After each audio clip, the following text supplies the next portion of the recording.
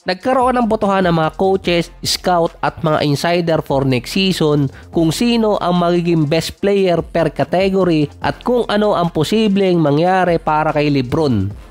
Sa botohan na yon, inisnab si SGA bilang best player for next season. Ang binoto ay si Nikola Jokic at si Luka, pero mostly unanimous para kay Jokic. Hindi si SGA ang best player pero siya ang binoto ng mga insider na mananalo ulit ng MVP award. Sa 2025 class naman, ang magiging best player or best American player si Cooper Flagg until 2030 or sa next 5 years. Pero ang magiging best player sa class ng 2025 si Dylan Harper. Botohan na nga lang, hindi pa nagkasundo eh. Ang binoto naman bilang best American player sa ngayon ay si Steph pa rin. Susunod si Anthony Edwards at si Donovan Mitchell.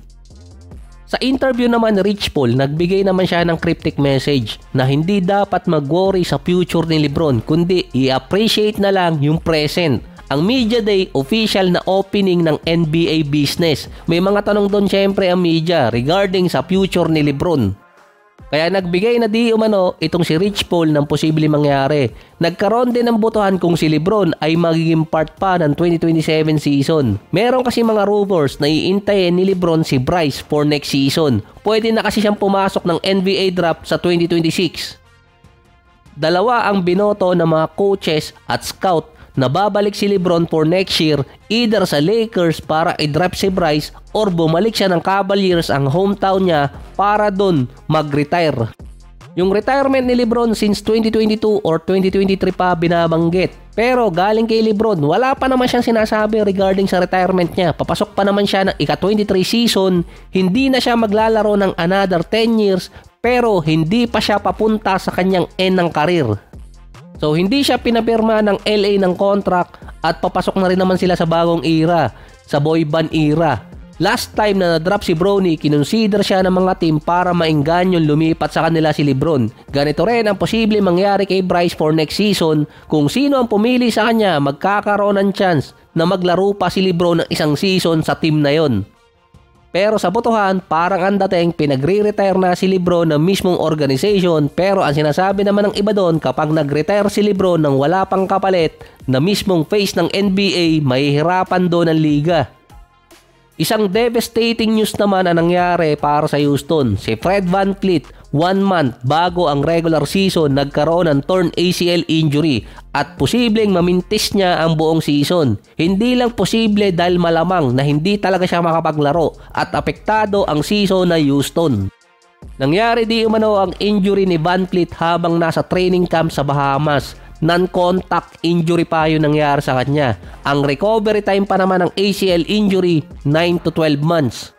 Kaya hindi aabot talaga si VanVleet. Malaki pa naman ang impact niya sa Rockets. Siya ang third leading scorer. May pamalit kay VanVleet sa rotation tulad ni Reed Sheppard. Siya pa lang ang pinabasihan ngayon na magkakaroon ng magandang second season.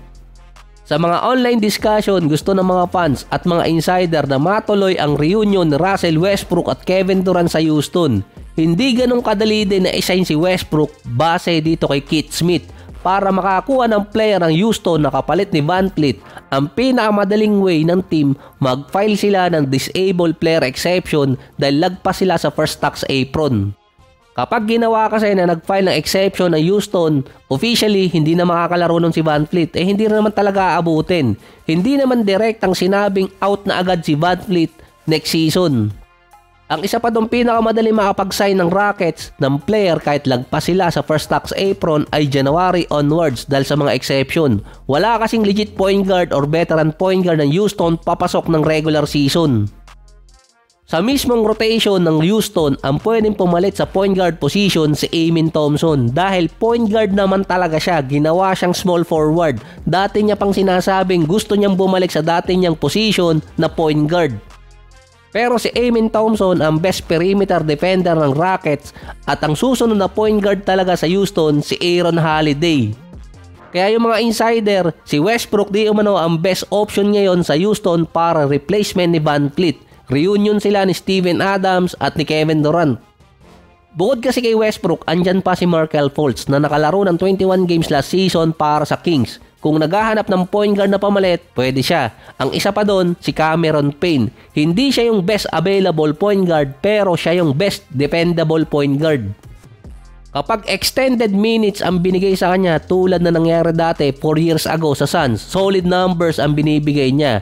Last season, solid numbers pa rin naman si Cam Payne sa Knicks. Meron siyang almost 7 points, 1 rebounds, 3 assists sa loob ng 15 minutes.